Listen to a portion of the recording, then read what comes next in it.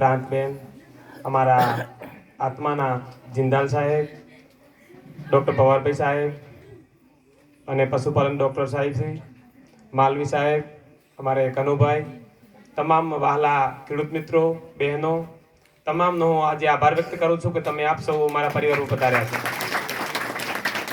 સાહેબે મારા અનુભવો શેર કરવાની વાત કરી છે. તો શરૂઆત હું 2014માં ખેતીની શરૂઆત કરી હતી અને મને એવું હતું કે ખેતી કરીને આપણે એક સારું નામ કમાવવું છે, કોઈની ગુલામી નથી કરવી, આવું મારું સપનું હતું.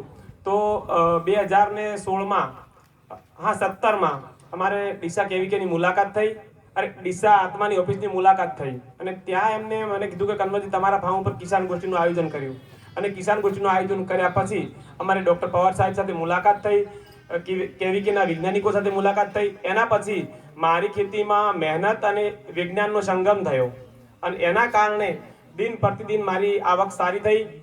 અમે પહેલાં તો અમે ઓફ સિઝનના ક્રોપ કરતા હતા, ચોળી સાહેબ શિયાળે કરતા હતા.